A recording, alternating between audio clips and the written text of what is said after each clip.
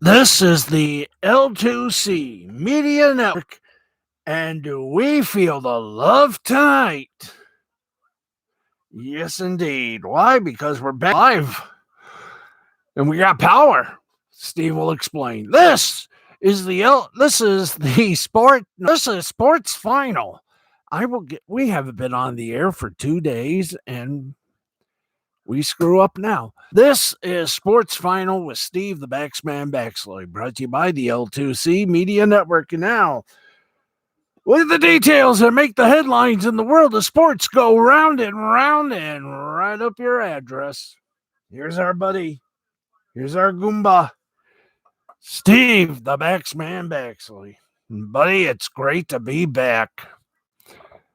You're not kidding. Hello there. Hey, you're not kidding. But then again, come on. There we go. Hey, you're not kidding, man. It is great to be back. Excuse the way the hair looks. Now, for those of you that don't realize what happened, while we were still on the air, the second round, I think it was on, but I don't think that was when the big, no, wasn't, let's see. It would be Tuesday, yes. Tuesday, we started to wrap up the show, and then all of a sudden, a second round of storms started to hit. And I got to give applause and kudos to David Young over at WLNS TV Channel 6 in the I am not in the middle. There we go. I got to give a little credit, a little thank you to David Young over there at WLNS TV6, because he said that second round of storms would be a big one, and boy, was it ever. So we have been without power here at the Fred McLeod Sports Desk at our little studios here in Jackson for 36 and a half hours. There is one light at the tunnel here. Excuse me, I'm not exactly, fetid. Our refrigerator has been caked with ice. Our freezer actually has been caked with ice. And with the storm killing the power, we got to at least clean it. So it's looking good. We are back online, feeling fine, and ready to dance the night away with a look at sports. And hopefully, among hope, let's knock on cheap wood here, we don't have any more worries about storms until about next year. But anyway, enough of that. We are all good. It does remind me that next time this happens, should be prepared. Get a generator. So you don't have to be about,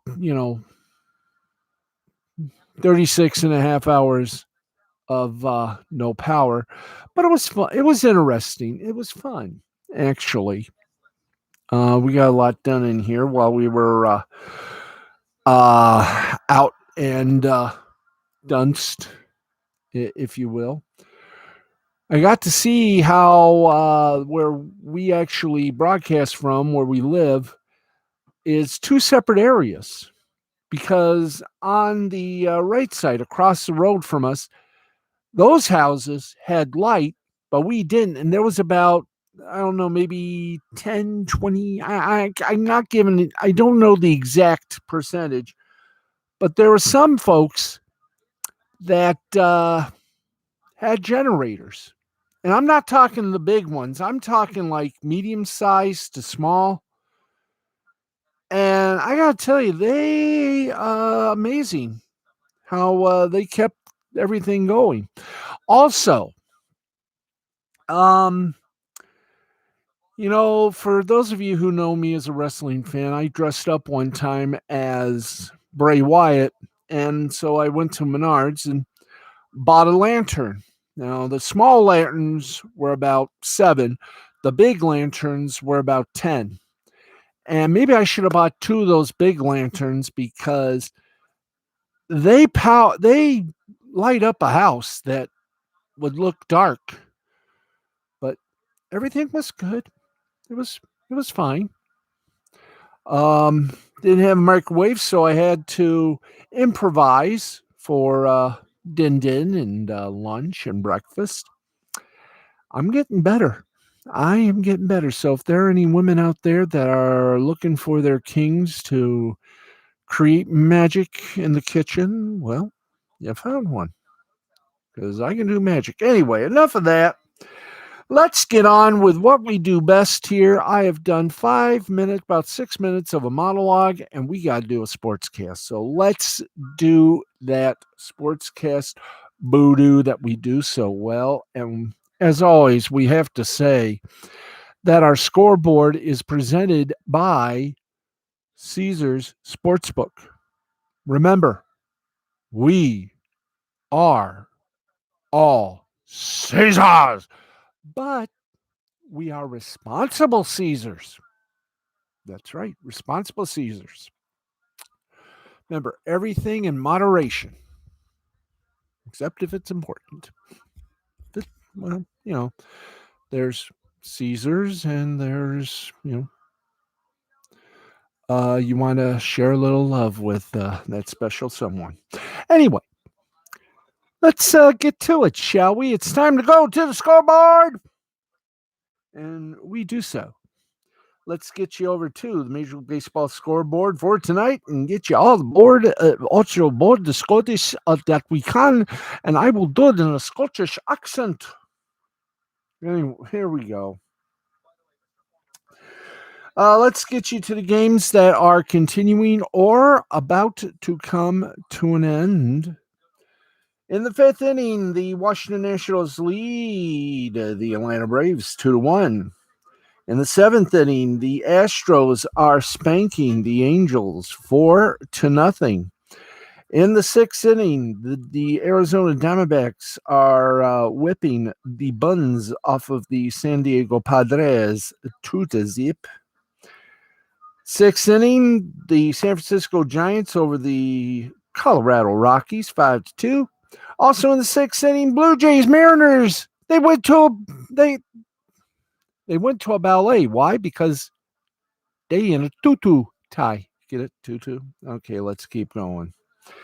Final scores, we got them, by the way. I hope some of the scores that we just told you of the games that are still going on will finally have a conclusion before we go off the air. If not, we'll try to get them for you tomorrow at 11:35 when we do this again. Yes, let us continue, shall we? Okay, final scores. Cincinnati Reds beat the Philadelphia Phillies 6-1, 6-8-0 for the Reds, 1-5-0 for the Phillies. Mal got the win for the Reds. He's 10-3. Wheeler was no dealer tonight. He got the loss for the Phils. He's 10-7. Boston Red Sox beat the Baltimore Orioles by a score of 8-1. 8-11-1 for the Red Sox, 1-7-0 for the Orioles. Pivetta got the win for the Red Sox. He's 9-5. Watkins gets the loss of an embarrassment for the Orioles. He's 2-4. And Richards for the Red Sox gets his first save. Yazoo. Florida Marlins. Wow. Did they do a football score? Florida Marlins, they scored a late touchdown. They beat the Chicago Cubs 14-10, 14-12-1 for the Marlins, 10-18-0 for the Cubs. Winning pitcher was Luzardo. He's 4-5 for the Marlins. Losing pitcher was Alzolay, who is 4-13. Well, you're going to have to wait another day to see our man Miggy Cabrera go for home run number 500. Tigers lost in a heartbeat and a heartbreaker 7-4 over the Cleveland Indians, soon to be, I have no idea what, because Gladiators is a name of a roller derby team in Cleveland. But if they're going to call them that, say la que. Cleveland Indians 7, Tigers 4, 7-9-0 for the Indians, 4-7-2 for Los Tigres. Pleasiak got a little pleasure out of the win. He's 7-4. Alexander took the loss, and he did a ballet. He's 2-2, 2-2. Or if you're a Love Connection fan, he's 2-2. Final in 10 innings, the defending World Series champions Los Angeles Dodgers over the New York Mets by a score of 6-5, 6-9-0 for the Dodgers, 5-7-1 for the Mets. Winning pitcher was Jansen. He's 2-4 for the Dodgers. Familia gets the loss for the Mets. He's 6-3. Texas Rangers over the Oakland Athletics, 8-6, 8-11-0 for the Rangers, 6-9-3 for the Athletics. Santana, he's a good guitarist, but as a pitcher, he ain't bad.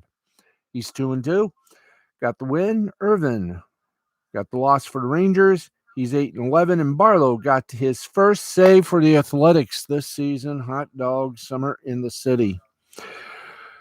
St. Louis Cardinals blanked the Kansas City Royals, and that blank could be filled with either a blank or they got beat, or they beat the Royals 6-0, 6-10-0 for the Cards, 0-5-0 for the Royals. Flaherty, shiver me timbers if it isn't Flaherty. He got the win. He's 9-1 for the Cards. Minor got the loss for the Royals. He's 8-11. Tampa Bay Rays defeated the Minnesota Twins by a score of 10-4, 10-13-1 for the Rays, 4-11-2 for the Twins. McClanahan ruled the day. Get it, Rue McClanahan? He ruled the day. He got the win. He's 7-4. And Pineda, well, he suffered tremendously. He got the loss. He's 4-8. And Phillips got his first save for the Tampa Bay Rays. Milwaukee Brewers, Pittsburgh Pirates, they were postponed. That's right. By the way, we didn't get a chance to do it this week, obviously, because we were sort of offline due to storms. So right now, what we're going to do is give you the standings as we waft slowly into what we like to call the shank of the season. So if we can do this properly, let's see if we can. Ba-boom. Yay. Yes, we did this correct. Didn't you love that? Okay. Let's get you standings. Let's go to the AL East and Tampa Bay. Well, we thought there was a challenge or a chance that this would be a very close race, but right now it's looking very iffy. Tampa Bay is the top bow wow at 71-45, 5 games up on Boston, 67-51, 7.5 up on the Yankees at 63-52. 8 games up on Toronto at 62-52, and 32 games up on the Warriors. I am a Warrior. 38-76. Wow. Meanwhile, in what used to be in the early stages of the season, a hot division, the Central Division is all White Sox. They're 68-48. They're top dogs, 11 games up on Cleveland, 56-58, 12 games up on Detroit at 57-61, 18 games up on Minnesota at 50-66, and 18 games up on Kansas City at 49-65. Not too bad. But they're 1/10 of a percentage point behind Minnesota. Kansas City is in the dank basement. So dank, not even Freddy Krueger would go in it. In the AL West, the Houston Astros continue to defy logic. Top bow wow, as always, 68-46. They are 2 games out, or they're 2 games up on the Oakland Athletics, 67-49. 8 up on Seattle, who are 61-55. 11 up on the Los Angeles Angels, who are 58-58. And 28 up on the Texas Rangers, who are 41-75. Let us now go to the opposite of the spectrum, the National League, where Philadelphia Freedom rides on. Philadelphia. And this is, I'm going to say this for right now, they're the ones to watch. Philadelphia, top dog at 1656. They are half a game up on Atlanta at 59-56, as well as half a game up on the New York Mets at also 59-56. That's right. Mm-hmm. They are 9.5 up on Washington at 50-65, 11 up on Miami at 49-67. Now, let's go to the National League Central Division. The Milwaukee Brewers, they're the top bow wows at 70-46, followed by, or I should say, 7.5 up on the Cincinnati Reds at 63-54, 10.5 up on the St. Louis at 59-56, 19 up on the Chicago Cubs at 52-66, and 28.5 up on Pittsburgh at 41-74. So what does that leave us? The National League West, where it's going to be a bow wow, arf punch up. That's right. It's going to be a dogfight between the San Francisco Giants, who are right now top dogs at 74-41, and the defending World Series champion Los Angeles Dodgers. Why? Because San Francisco is 4.5 up on the Dodgers, who are 70-46. They're 9 up on San Diego. The Padres are 66-51. 23 up on Colorado at 51-64, and they're 38.5 up on Arizona, 36-80, which means by a very, very close margin, the worst team in baseball this season is still the Arizona Diamondbacks. But a close second, the Baltimore Orioles with 32 games out. Wow. And we have no magic numbers just yet. But let's take you for a wild card romp. The AL division leaders in the East, Tampa Bay; in the West, Houston; and in the Central, it is the Chicago White Sox. Meanwhile, the wild card teams, the top two are Oakland and Boston. Yankees, about 2.5. Toronto, 3 games back. Seattle, 5 games. Los Angeles Angels, 8. Cleveland, 9. Detroit, 10 games. And the rest are unbelievable. And the division leaders in the National League are, for the West, San Francisco; for the Central, Milwaukee; and for the East, Philadelphia. Your 2 wildcard teams battling it out pig by pig. The World Series defending champs, Los Angeles Dodgers, and the San Diego Padres. Yes. Cincinnati is 3 games back. Atlanta, 6 games. Mets, 6 games. St. Louis, 6 games. Colorado, 14 games. The Chicago Cubs, 14.5. Washington, 15 games.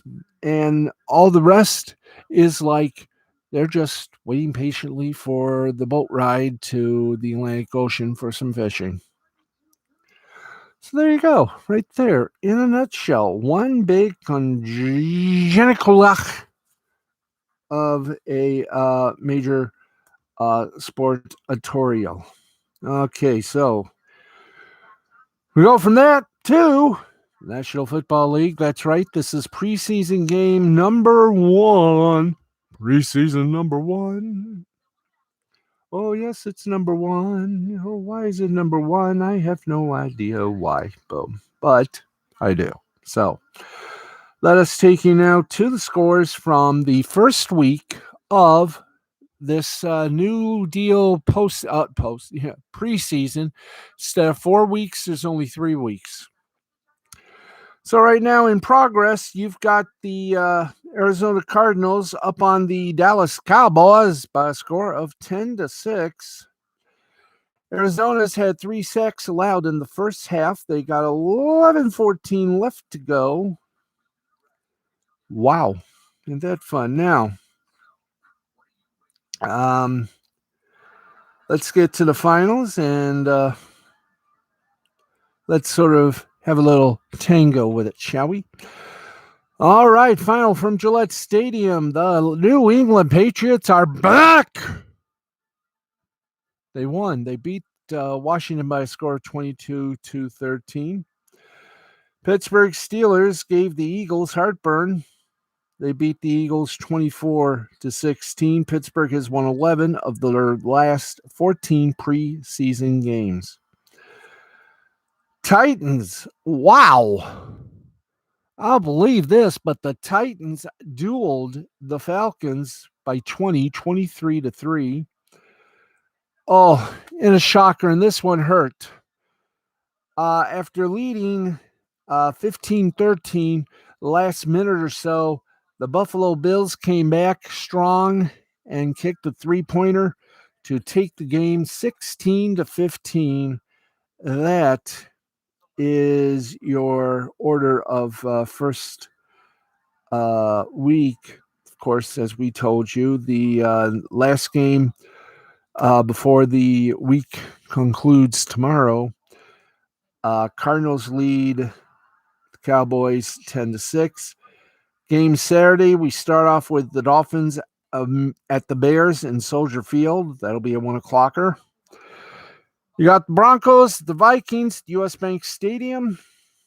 That at 4. At 7 p.m. on Saturday, it's the Saints at the Ravens. The new look Saints at the Ravens.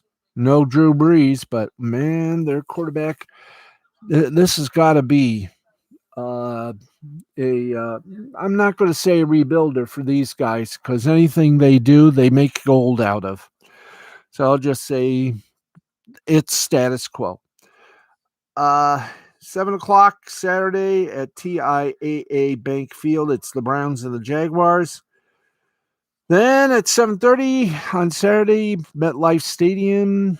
It's the Battle of Occupants. The New York Jets play their,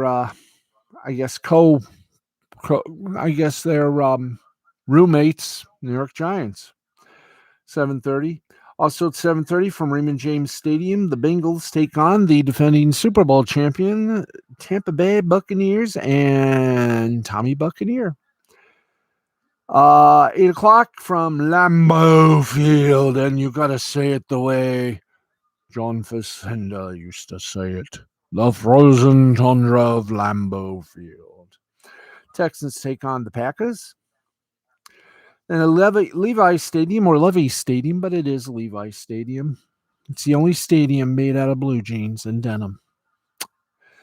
Kansas City Chiefs take on the San Francisco 49ers at Allegiant Stadium in Vegas, baby. You got Seattle taking on the Vegas Raiders. At SoFi Stadium, you got the Los Angeles Chargers taking on the LA Rams.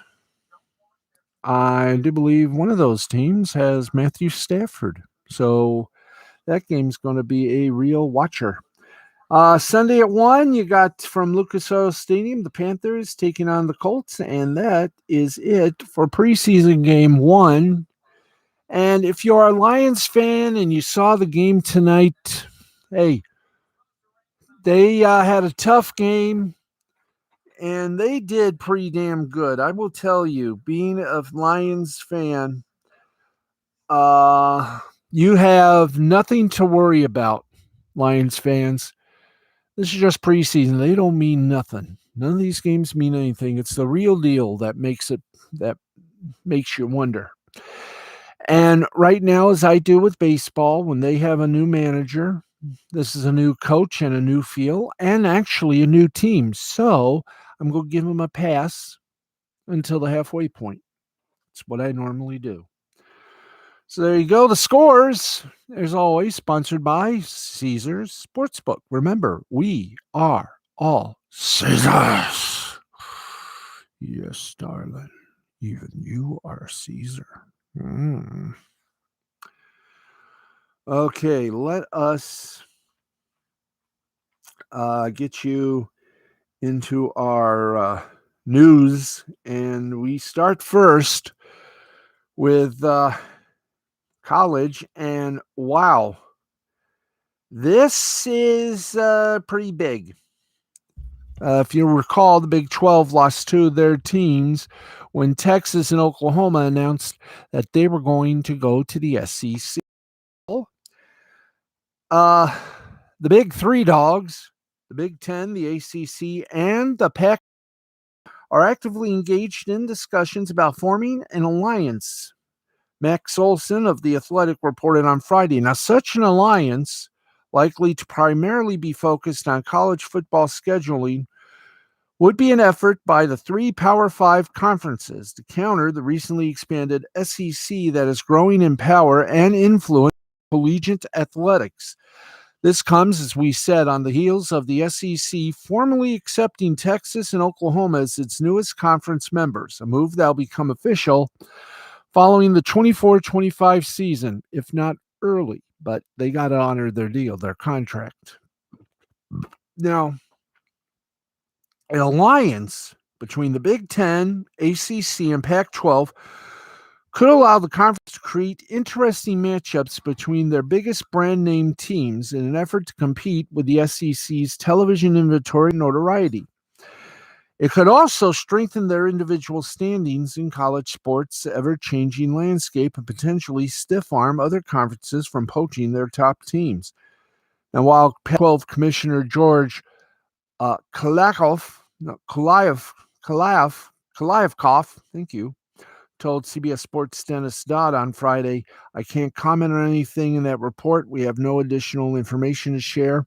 I've been in frequent regular contact with all the Autonomy 5 commissioners in the last few weeks about the 4 or 5 complex issues we're facing as an industry," end quote. When the Big 12, slow down, remember, articulate. With the Big 12's top 2 programs joining the SEC and this potential alliance, including 3 of the remaining 4 power conferences, the Big 12 could find itself in, shall we say, a dark place in search of a lifeline. And we're not talking with Jimmy Kimmel. Big 12 Commissioner Bob Bowlesby met with Kaliakov earlier in August to discuss the scheduling alliance or potential merger. However, Olson reports those discussions were more introductory and exploratory. Right. Now, how an alliance between the Big Ten, ACC, and Pac-12 might work remains a mystery, but as a trio, they could work together to combat the SEC's power, which has only grown since adding Texas and Oklahoma to what will soon be a 16-team super conference. In response to that move, several high-level administrators have complained about what they deem a competitive imbalance seized by the SEC in terms of access to the college football playoff. Sources tell Dodd top CFP brass are scheduled to meet on September 28th in Dallas to discuss the next step in a proposed expansion of the playoff to 12 teams. Well, Kaliakov has told CBS Sports that playoff expansion must at the least be reconsidered. Given the SEC's expansion, he has been supported by at least 3 other Power 5 conference commissioners and some of the most powerful college administrators in the country, sources told Dodd last month. Now, while there is no formal agreement between the Big Ten, ACC, and Pac-12 at this time, but The Athletic reports that all 3 of the conference's commissioners have been discussing the possibility for several weeks with working together a likely outcome. Now, bubbling beneath the surface of such a move is pressure mounting on all 3 league leaders, 2 of whom are in the first year on their jobs, to strengthen their individual conferences in an effort to combat the SEC's power move this summer. This while the Big 12 is still attempting to figure out where their future lies. Now, the one thing you also have to consider is all 3 of them own their own networks. Well, is somewhat. You got the Big Ten, which is owned, Big Ten Network, BTN, which is owned by the Big Ten Conference with a little piece to Fox Sports. You have the ACC, which is totally in the pocket of the 4-letter monolith, ESPN. The Pac-12, there's your oddity. their network, and they haven't exactly been crowing success about it. In fact, the Pac-12 network, an albatross in need of a partner like the Big Ten does and the ACC does. Of course, going up against the SEC, who do you think their network is run by or powered by? Same network that has the ACC, ESPN. So, folks, get ready for the longest college Mendoza you can ever think. I mean, could we see the ultimate power battle? Three of the big guys, the ACC, Pac-12, and Big Ten, coming after the SEC. I mean, why didn't they do this before all this began? Obviously, the one answer we can all think of is because there wasn't a college football playoff, or, and think carefully of this, there wasn't a bowl championship series without the SEC. And if you look at the history of the bowl championship series, as well as the short history of the college football playoff, what team, two teams, and what big conference has literally got a stranglehold on the top two spots in most cases? The SEC, Alabama and Auburn. There you go. All the rest go for the remaining spots and pray that their fan base will follow them. I wouldn't mind seeing a super conference to overpower the SEC, but at what cost? What cost would a super conference get away with? We'll know soon enough, as they say. Let's keep going because we got about 3 segments and we're going to do this proper. Okay. In the National Football League, Neville Gallimore, the Cowboys defensive tackle, well, he's sort of done tonight. He left the preseason game against Cardinals with a hyperextended elbow. He is in line to start on the interior of the defensive line when the regular season begins.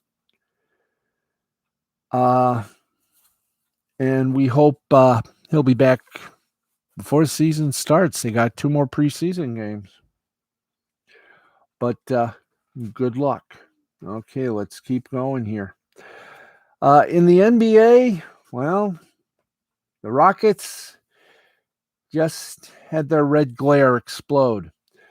Houston Rockets guard Jalen Green, the number 2 pick in the 2021 NBA draft, is expected to miss the remainder of the Las Vegas Summer League due to a sore hamstring, according to Yahoo Sports' Chris Haynes. Now, while the injury is not expected to be serious, he will undergo an MRI as a precaution, so says Tim McMahon of ESPN. Now, Green suffered the injury late in the Rockies matchup with the Toronto Raptors on Thursday night. With just under 3 minutes left in the second quarter, Green rose up for a pull-up jumper that fell short and started hobbling back the other way. While it would have been nice for Green to get a few more reps with his future teammates, good news for Rockets is that this doesn't appear to be a serious issue, barring some should be ready to go for training camp, which will get underway on September 28th. Yay. Another positive for the Rockies is that Green was absolutely terrific when he was on the court in Vegas. He went for 23 points, 5 rebounds in his debut against the Cleveland Cavaliers. In over 2+ games, put up 61 points on 19 of 37 from the field and 10 of 19 from three-point land. Green spent last season playing for the G League Ignite and, as expected, looked more comfortable against this level of competition. Actual NBA games will be a step, of course, but Green has the athleticism and scoring ability to contribute right from day one, which is why he's one of the favorites to win Rookie of the Year next season. We'll just have to wait and see. Okay, Major League Baseball. Well, the Orioles needed some good news. After all, this season has been woeful, hence the Woeels.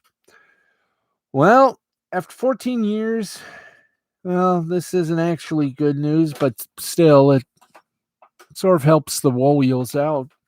After 14 years as Major League slugger, Baltimore Orioles star Chris Davis announced his retirement from baseball on Thursday, leaving the game as a former All-Star and two-time league leader in home runs. But while Davis will no longer take to the diamond, he'll still reap the financial benefits of being a major leaguer for a long time to come and become yet another illustration of the perks of deferred payments. Now, as noted by Sports Track, Chris Davis is set to receive $42 million in deferred payments in a 15-year period from 2023 to 2037 as a residual after effect of the 7-year, $161 million contract he signed with the Warriors in 2016. Now, after receiving his full $23 million salary in 2022, Davis will earn $9.16 million annually from 23 to 25, $3.5 million from 26 to 32, and $1.4 million from 33 to 37. At that point, Davis will have turned 51. Now, according to USA Today's Bob Nightingale, Davis has already deferred $6 million from his salary to next year, when the entire $17 million deferred over the next 3 years. Now, when Davis signed his contract in 2016, he had been coming off of leading Major League Baseball in home runs twice in a 3-year period from 2013 and 2015.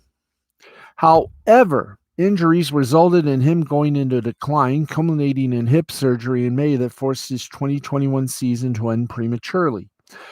Davis directly cited his injuries in the announcement of his retirement yesterday. Now, the nature of Davis's deferred payment will inevitably spawn comparisons to those of former MLB All-Star and Silver Slugger Bobby Bonilla, who has been paid $1.19 million by the New York Mets each year and will continue to be paid until 2035 as a residual after effect of being cut by the team following the 99 season. The annual payout, which occurs on July 1st, has now become infamously dubbed as Bobby Bonilla Day.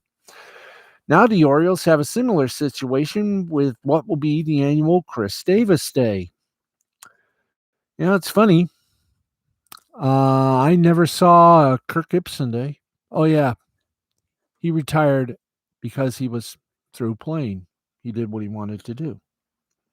But there you go. More NFL news. The Philadelphia Eagles spilled the beans on Thursday night when they lost their first preseason game to the Pittsburgh Steelers 24-16. The Eagles showed the NFL world that they have a very intriguing wideout on the roster, and he's no longer a secret. One thing I was thinking about, though, as I walked up here, isn't a secret anymore. Eagles quarterback Jalen Hurts said in his post-game press conference, so that's unfortunate. Hurts was speaking to wide receiver Quez Watkins, who was the game's leading receiver with 79 yards, despite catching just one of his 2 targets. As for the pass he didn't catch, it would have been a 98-yard touchdown. Hurts just overthrew him in a play he would like to have back. The Eagles gave Watkins another chance later in the first quarter with Joe Flacco at the helm, calling his number via screen. Watkins again showed off his speed and took his 1 reception, 79 yards, to the house for the first score of the game. Now, he was drafted by the Eagles in the 6th round of last year's NFL draft out of Southern Mississippi. He caught just 7 passes for 106 yards and 1 touchdown in his rookie season, but did score a filthy touchdown against the Arizona Cardinals in Week 15. Watkins should have had 2 catches for 2 touchdowns on Thursday night and really does appear to be one of the big play weapons that the Eagles have been searching for, says Jeff Kerr of CBS Sports has described Watkins as a one receiver that has stepped up for Philly in training camp, and it didn't take long for him to prove that he's ready for touches. The Eagles have struggled with their wide receiving core over the past few years, but things may be turning around. Watkins, you see, is no longer a secret. And by the way, speaking of secrets, we're keeping a secret. Would you like to know what that secret is? We forgot to plug Nick Rekieta. Well, we're going to do that right now, as a matter of fact, if we can find it. Hello. Let's.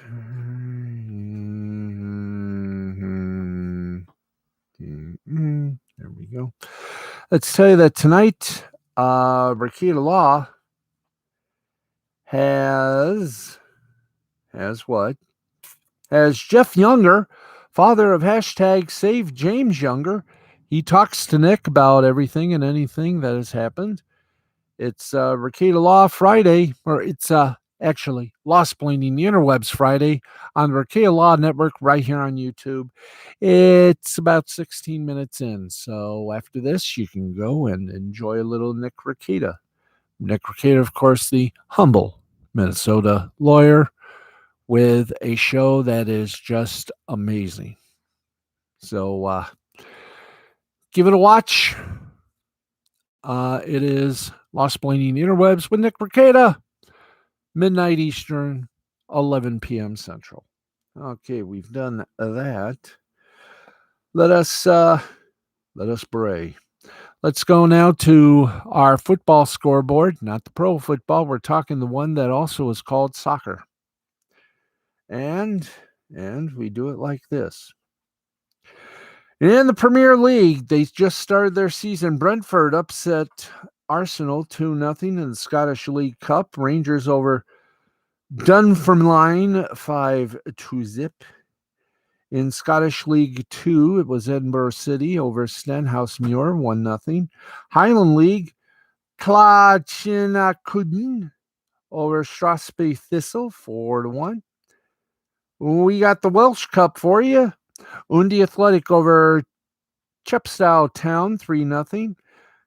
Caldecott Town doubled Penparcow 6-3. Penderyn over Quimberan Celtic 1-0. Llandudno Albion over Landeribed 5-1. Let's fly it out again.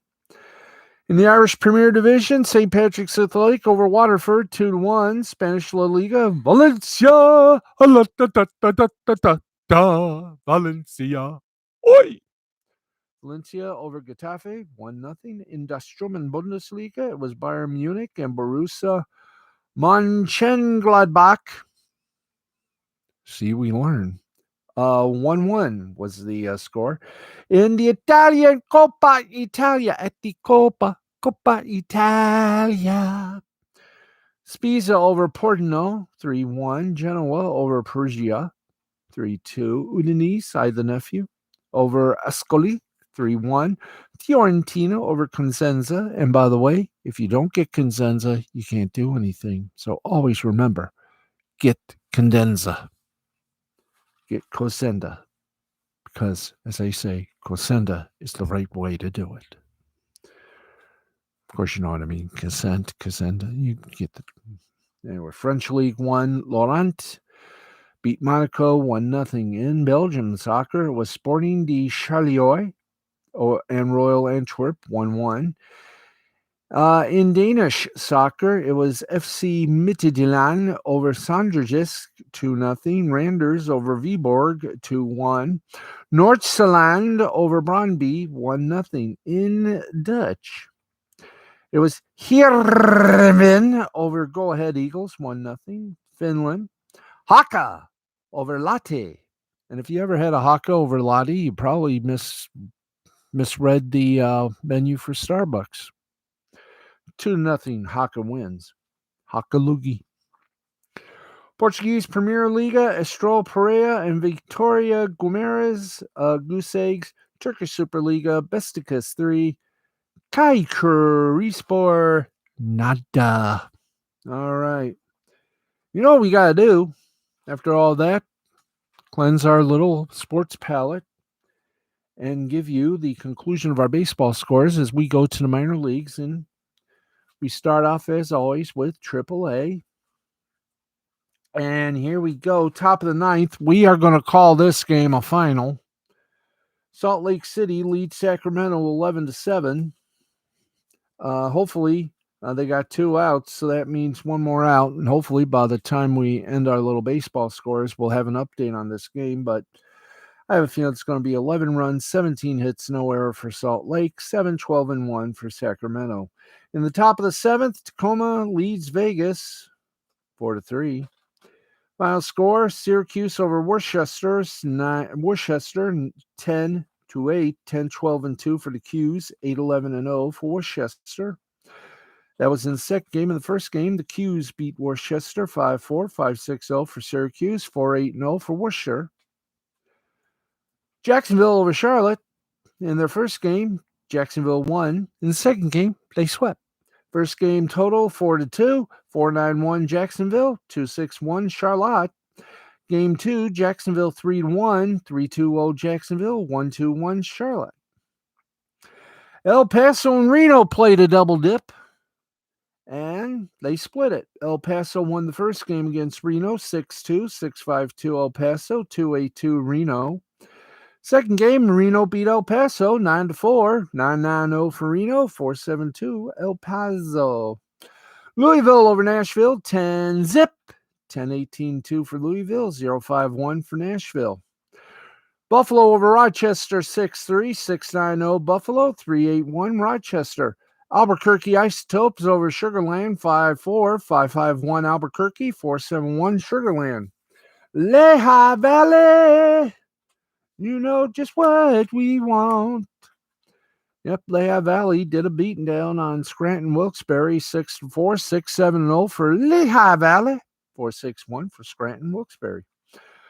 Norfolk over Memphis by a score of 7-4, 7-13-0 for Norfolk, 4-6-0 for Memphis. St. Paul over Indianapolis in the summertime, 7-5, 7-12-1 for St. Paul, 5-8-1 for Indianapolis. Gwinnett over Durham, 6-4, 6-10-1 for Gwinnett, 4-7-0 for Durham. Toledo over Columbus, 5-4, 5-10-1 Toledo, 4-10-0 Columbus. Oklahoma City over Round Rock, 2-0, 2-6-2 for Oklahoma City. Seattle, Santa Cruz. Round Rock, 0-8-1. Iowa over Omaha, 5-4, 5-11-1 for Iowa, 4-7-1 for Omaha. Let's go now to AA, beep, beep. That's right, we got 2 more A's left. Those are the 4 leagues we follow here on this broadcast. Mid-8th, Wichita and Tulsa, 1-0 Wichita over Tulsa. Final scores, Rocket City over Tennessee, 8-4, 8-12-1 for Rocket City, 4-5-1 Tennessee. New Hampshire over Harrisburg, 7-0, 7-8-0 for New Hampshire, 0-6-1 for Harrisburg. Portland over Somerset, 4-1, 4-7-1 for Portland, 1-5-1 for Somerset. Akron over Reading, 9-3, 9-11-0 for Akron, 3-5-0 for Reading. Erie over Altoona, 9-3, 9-12-0 for Erie, 3-5-1 Altoona. Binghamton over Hartford, 4-1, 4-9-0 Binghamton, 1-4-2 Hartford. Montgomery, the Biscuits rose. They beat Pensacola, which is a good soda, but I prefer Barks Root Beer. 3-1 final score. Montgomery 3-4-0. Pensacola 1-2-0. Mississippi over Biloxi 4-1, 4-8-0 for Mississippi, 1-1-0 for Biloxi. San Antonio over Midland 8-1, 8-15-0 for San Antonio, 1-10-2 for Midland. Birmingham over Chattanooga 6-5, 6-7-0 for Birmingham, 5-12-0 for Chattanooga. Amarillo over Corpus Christi 8-4, 8-9-1 for Amarillo, Corpus Christi 4-6-0. Arkansas over Springfield, go 4-3, 4-7-0 Arkansas, 3-6-1 Springfield.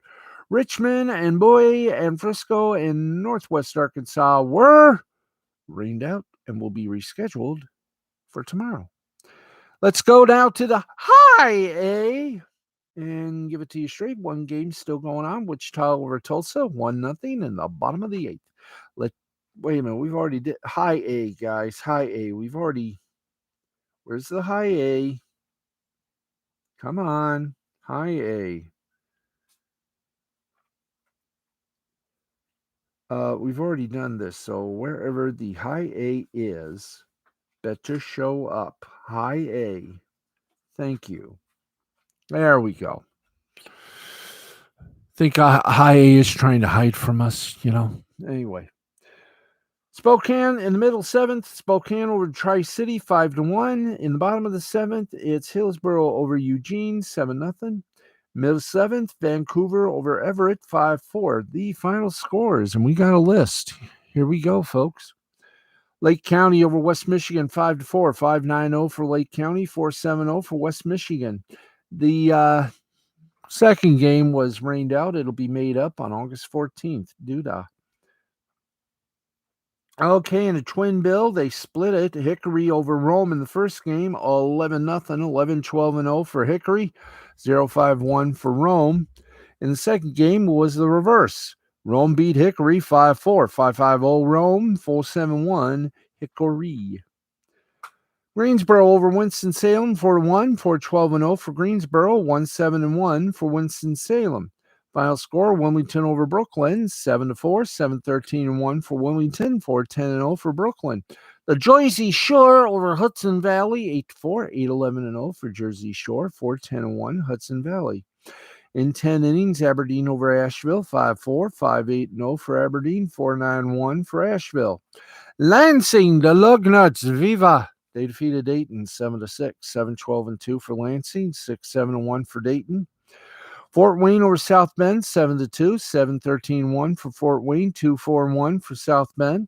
In 10 innings, Beloit over the Quad Cities, 8-6, 8-10-1 for Beloit, 6-7-0 for the Quad of Cities.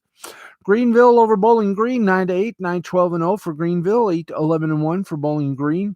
Cedar Rapids over Peoria, 4-3, 4-10-0 for Cedar Rapids, 3-5-1 for Peoria. Wisconsin over Great Lakes, 10-4, 10-14-1 for Wisconsin, 4-6-1 for Great Lakes, the Loons. And finally, we go low A. Please, low A people. There we go. Bright people in our control room, don't you think? Yes, sir. This game's going into extra innings. You know how you can tell? Because Modesto and San Jose are tied at 7. In the top of the ninth, Visalia and Lake Elsinore, they're tied 2-2. They too went to a ballet. Why? When you go to a ballet, what do you see? 2-2. There.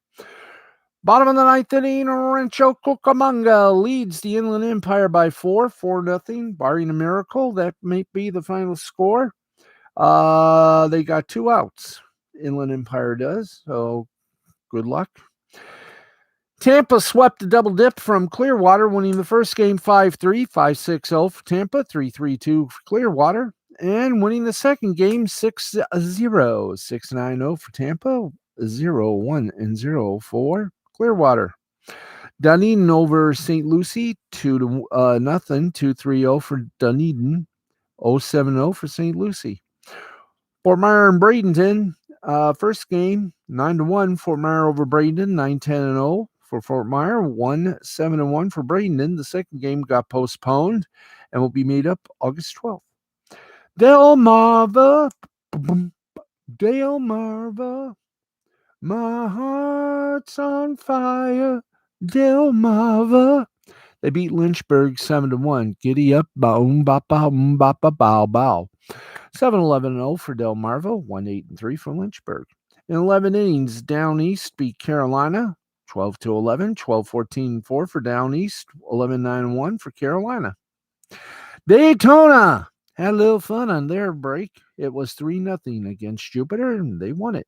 3-7-0 for for Daytona. Jupiter, 0-3-0. Charleston over Myrtle Beach, 11-4, 11-14-3 for Charleston, 4-8-3 for Myrtle Beach. Fayetteville over Columbia, 5-3, 5-13-1 for Fayetteville, 3-5-2 for Columbia. Augusta over Kannapolis, 5-2, 5-8-1 for Augusta, 2-7-0 for Kannapolis. Fresno over Stockton, 14-3, 14-19-0 for Fresno. Stockton, 3-9-2. Lakeland leads Palm Beach 1-0. I say that because that game got suspended in the top of the second with Lakeland on the ups, as in they were batting at the time. Come on, be good to me, because we weren't done yet.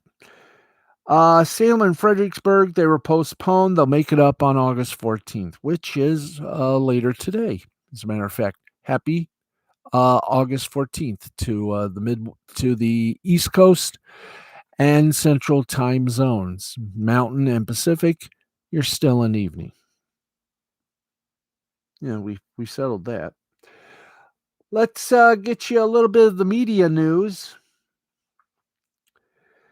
And, well, with NBCSN doing their final NASCAR broadcast in October, this weekend we'll see NBC's NASCAR broadcast make some history at the Indianapolis Motor Speedway road course. Both their Xfinity race Saturday 4 p.m. on NBCSN and their Cup race Sunday at 1 Eastern on the Big Rock Candy Mountain of Adada, NBC, will feature a radio-style setup with announcers spaced out around the course. Now, the historic part of this is while NBC has been doing some radio-style broadcasts since 2017, this will mark the first week that they'll have done radio-style broadcast in back-to-back weeks. Now, they did this for last week's races at Watkins Glen as well. Jeff Benke, the NBC Sports Vice President of NASCAR Production, talked to Awful Announcing about the setup, and he said it's worked out as an excellent way to bring the energy of races to the viewers. It gives fans and viewers an opportunity to feel the passion and the energy up close all the way around the track, and because the road courses are so spread out, it just made for a natural place to try these. Now, Watkins Glen, NBC setup was lead race announcer Rick Allen and Daytona 500 winning crew chief Steve Letarte.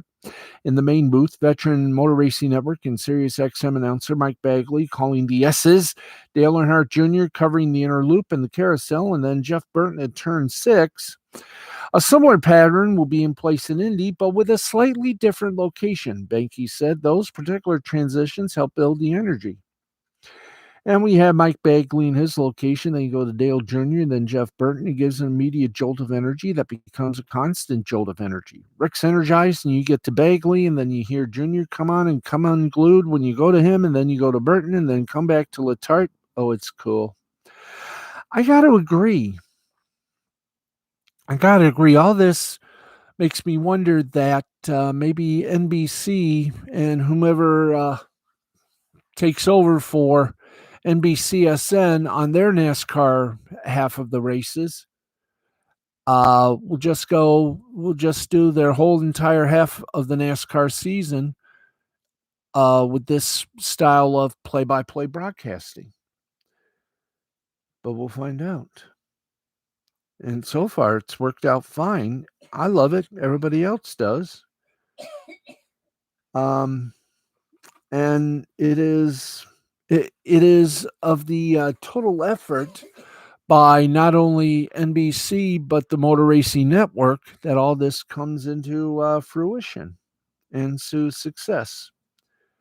So there you go. Good luck to him. And you can see both Xfinity and the NASCAR Cup Series tomorrow on NBC for the Xfinity. NBCSN, Xfinity, NBC for the Cup. By the way, for those of you who did get a chance to see it, and for those that don't or didn't, like moi, obvious reasoning on that, we had that felt good. The Field of Dreams game between the Yankees and the White Sox, a home run for both the White Sox, Tim Anderson's walk-off home run, but was the most watched regular season baseball game in 16 years for the Fox network, and had over 5 million, let me repeat that, 5,903,000 viewers across both Fox and Fox Sports Deportes, their Spanish language sports network. So, hey, I got to tell you, that was good. And yes, they played it in a ballpark built in a field in Iowa where the film Field of Dreams was set in. Starred Kevin Costner and James Earl Jones. And I got to tell you, seeing Kevin Costner, I mean, I had to see the footage from YouTube, seeing seeing Kevin Costner come out with the teams through the cornfield. Oh, man. I was hoping to hear a voice going, "If you build it, they will come." Or if it was Chris Meyer's voice, "If you find hairspray, your hair will look immaculate, Kevin." Anyway, there you go on that one. ESPN's college football anthem, Run It, the 2021 college football anthem will be done by DJ Snake. Interesting name. And Disney's FX has ordered Ryan Murphy's American Sports Story. The first season will focus on Aaron Hernandez, the former Patriot who, well, ran afoul of the law. And got a lot more things, including, of course, La Liga started their season today, as did the English Premier League and the Bundesliga. For those of you just entertaining the thought of watching things, the Bundesliga is on ESPN Plus. You got Canadian Football League action. You got the Toronto Blue Bombers. That'll be at 8:30. Pregame at 8. Was that tonight or tomorrow? That was tonight, I do believe. Hope we all enjoyed the game. Of course, let's see. Yeah, we had English Premier League, the season premiere, NBCSN at 1. You had La Liga Premier Extra on NBC Universal, which was formerly Mundos. Goal Zone on NBCSN, then the Review and the World on NBCSN at 6 a.m. Saturday and 6:30 Saturday. Then you got golf and a few other things. So there you go. Do a little cha-cha dancing. There you go. We also got some Bellator 264 to talk about.